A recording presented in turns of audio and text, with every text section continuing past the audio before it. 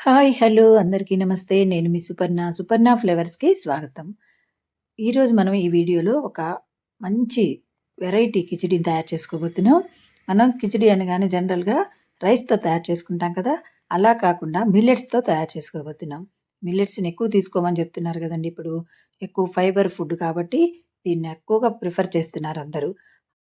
So, మనం కూడా ఈరోజు కిచిడీని ఈ మిల్లెట్స్‌తో తయారు చేసుకుందాం. ఇది మంచి రిచ్ ఫైబరు, రిచ్ ప్రోటీన్ కాబట్టి చిన్న పిల్లల దగ్గర నుంచి పెద్దవాళ్ళ వరకు అందరూ తీసుకోవచ్చు.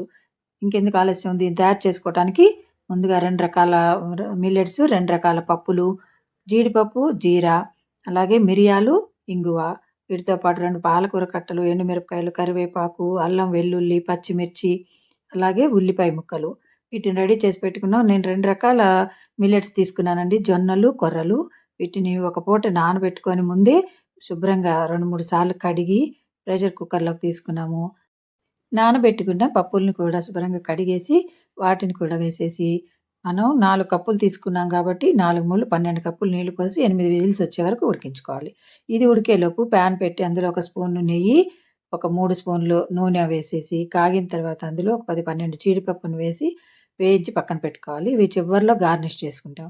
అదే నూనెలో మిరియాలు ఒక 10, 12 వేసుకొని, ఒక 2 స్పూన్లు జీలకర్ర వేసి ఇది చిటపటమన్న తర్వాత ఒక ఎండుమిర్చిని కూడా కట్ చేసి వేసుకొని, దీంట్లో సన్నగా చాప్ చేసుకున్న అల్లం, అలాగే 2 ఆనియన్ ముక్కలు, వెల్లుల్లి వేశానండి. ఇది ఇష్టం లేని వాళ్ళు స్కిప్ చేసుకోండి. ఈ 2 కొంచెం వేగిన తర్వాత 3 పచ్చిమిర్చిని సన్నగా చీల్చి ముక్కల్లాగా చేసి వేసుకోండి. ఇవి కొంచెం వేగాలి. ఇవి వేగిన తర్వాత ఇందులోకి ఒక ఉల్లిపాయని బాగా సన్నగా ముక్కలు కట్ చేసి వేసుకొని, వాటిని కూడా ఇందులో వేసుకొని సన్నని సెగ మీద మగ్గించుకోవాలి. ఇవి మాడకుండా లైట్ కలర్, బ్రౌన్ కలర్ వచ్చే వరకు వేయించుకోవాలి. ఇందులోనే కొంచెం కరివేపాకు కూడా వేసుకొని, ఇవి కూడా మగ్గనివ్వాలి. ఇందులో తగినంత పసుపు వేసి, ఇవి మగ్గిన తర్వాత మనం ఇందులో 2 కట్టలు పాలకూర తీసి ఉంచుకున్నాం కదా! దాన్ని శుభ్రంగా కడిగి సన్నగా కట్ చేసుకోవాలి. ఇలా సన్నగా కట్ చేసుకున్న ఆకుని కూడా ఇందులో వేసుకొని సన్నని సెగ మీద అడుగంటకుండా వేయించుకోవాలి. దీనిలోనే దించబోయే ముందు కొంచెం ఇంగువ కూడా ఏసేసుకొని స్టవ్ ఆఫ్ చేసేసి దీన్ని పక్కన పెట్టేసుకుందాం. ఈలోపు 8 విజిల్స్ వచ్చిన తర్వాత ప్రెషర్ కుక్కర్‌ని తీసి చూస్తే ఇలా ఉడుకుంటుంది. పైన కొంచెం తేటగా నీరున్నట్టు అనిపిస్తుంది మనకి.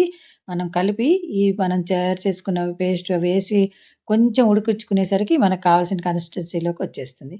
దీంట్లో కొంచెం పసుపు, మన రుచికి తగినంత సాల్ట్ కూడా వేసుకొని బాగా కలిపి ఒక 2 నిమిషాలు ఉడకనివ్వాలి. ఆ తర్వాత మనం తయారు చేసి పెట్టుకున్న ఈ పేస్ట్ మొత్తాన్ని ఇందులో వేసి కలుపుకోవాలి. లాస్ట్ వీడియోలో దూర్వా యుగ్మం అంటే తెలుగులో ఏమంటారు అని అడిగాం కదండీ! అది గరిక. ముందుగా అద్దేపల్లి ఉమాదేవి గారు చెప్పారు. ఉమాదేవి గారు థాంక్ యూ అండి ముందుగా స్పందించినందుకు. ఆ తర్వాత ప్రత్యూష గారు కూడా చెప్పారు. గరికనేది కరెక్ట్ సమాధానం అండి. గరికని వినాయకుడికి సమర్పించడం వలన కోరికలు త్వరగా నెరవేరుతాయని చెప్తారు. అందుకే విఘ్నేశ్వరుడి ముందు గరిక పెడుతూ ఉంటారు. మనకి కిచిడి రెడీ అయిపోయింది కదా! దీన్ని సర్వింగ్ బౌల్‌లోకి తీసుకున్నాము. దీన్ని బ్రేక్‌ఫాస్టు, డిన్నరు, లంచ్ ఎలాగైనా తీసుకోవచ్చు. పప్పు, ఆకుకూర, స్పైసీస్ అన్నీ పడ్డాయి కాబట్టి హెవీ లంచ్ అనమాట ఇది. దీన్ని ఎనీ టైమ్ తీసుకోవచ్చు.